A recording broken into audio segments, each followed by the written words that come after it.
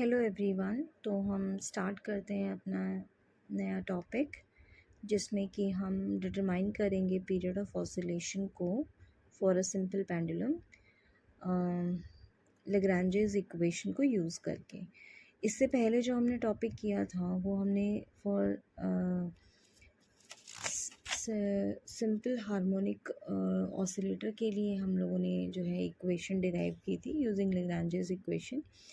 तो अब हम सिंपल पेंडुलम के लिए जो है वो हम डिराइव करेंगे। तो यहाँ पे हम कंसिडर कर लेते हैं कि जो है एक बॉब हैंग कर रहा है एक स्ट्रिंग के साथ में, जिसकी लेंथ जो है वो L है, और वो स्ट्रिंग जो है वो एक पॉइंट पे फिक्स है, जो है हम S मान लेते हैं, और A पॉइंट पे जो है वो फ्री है बॉब जो है मूव करने के लिए, और वो इस तरीके से वर्टिकली टू एंड फ्रो जो है वो ऑसिलेट करता है। ठीक है, तो यहाँ से यानी कि ये इसका एम्पलीट्यूड है, यहाँ तक वो डिस्प्लेस करेगा, देन वो अगेन ए पे आएगा पोजीशन, देन फिर वो सी तक जाएगा डिस्प्लेस होकर, देन सी से फिर वो ए पे आएगा, देन इस तरीके से जो है उसका वो मोशन कंटिन्यू चलता रहेगा। तो यहाँ पे जो एंगल ASB है वो हम मान लेते हैं कि कोई भी at particular instant of time जो डिस्प्लेसमेंट हुआ है उसका बॉब का, वो एंगल थीटा पे डिस्प्लेसमेंट हुआ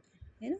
तो यहाँ पे अभी सबसे पहले जो हमारा काम था वो था कि जनरलाइज कोऑर्डिनेट कंसिडर करना, जनरलाइज कोऑर्डिनेट जो यहाँ पे हमें यूज़ करना है। ठीक है, और अब जो सेकंड स्टेप होता है हमारा to solve the Lagrange's equation, वो है कि हमें L डिफाइन करना, और L डिफाइन करने के लिए we need kinetic energy and potential energy, because L is equals to T minus V। तो काइनेटिक एनर्जी जो हो जाएगी यहाँ पे इस बॉब की, वो हो जाएगी हाफ, हमें पता है कि हाफ mv² होती है ना।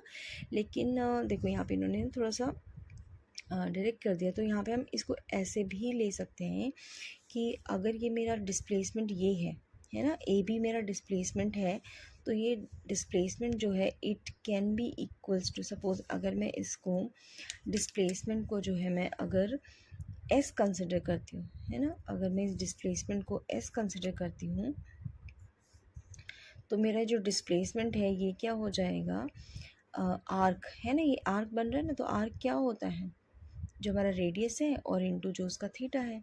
ठीक है, तो हमारा रेडियस इनटू जो हमारा थीटा है ना, ये डिस्प्लेसमेंट है। तो हम अब इसके लिए वेलोसिटी भी निकाल सकते हैं, जो हमारी वेलोसिटी हमें निकालनी है वो हम in terms of generalize coordinate निकाल सकते हैं ना।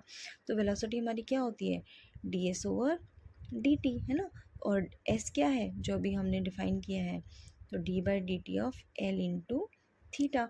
अब क्योंकि L तो जो है स्ट्रिंग का जो लेंथ है वो तो कांस्टेंट रहेगा थ्रू आउट द जो ऑसिलेशंस हो रहे हैं उसमें L थोड़ी ना चेंज हो रहा है, तो L will be the same.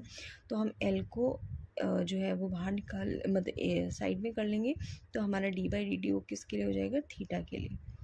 तो हमारा जो वेलोसिटी आ जाएगा वो क्या आ जाएगा, L थीटा डॉट, जो कि उन्होंने यहाँ पे लिखा हुआ है ना, L थीटा डॉट, यही आ गया ना हमारा L थीटा डॉट।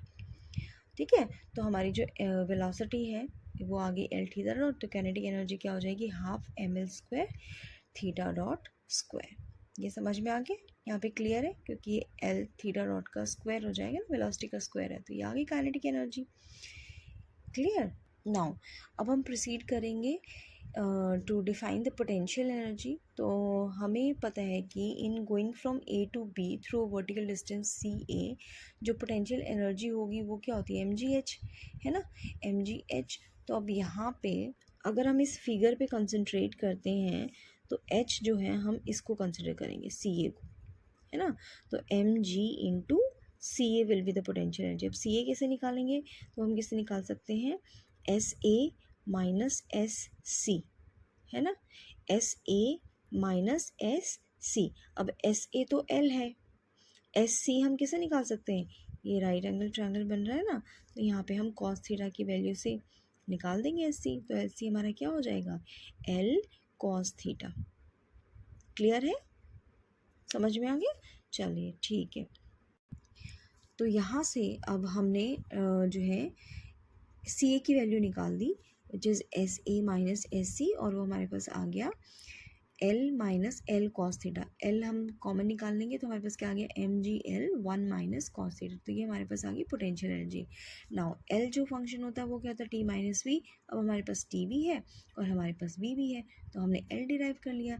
नाउ अब हमारा जो नेक्स्ट स्टेप है वो ये है कि जो हमारी जनरलाइज इक्वेशन है फॉर लैग्रेंजेस फंक्शन, तो उसको हमें जो है सॉल्व करना है, तो उसके लिए हमें del L over del theta को सॉल्व करना पड़ेगा और del L over del theta dot चाहिए पहले, है ना।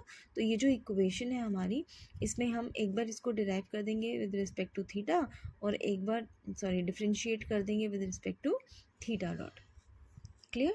तो ये हम यहाँ पे जब सॉल्व करेंगे तो हमारे पास ये जो सॉल्व करने का जो हमने इक्वेशन है वो हम इसमें पुट कर देंगे del L over del theta की वैल्यू और del L over del theta dot की वैल्यू। क्लियर।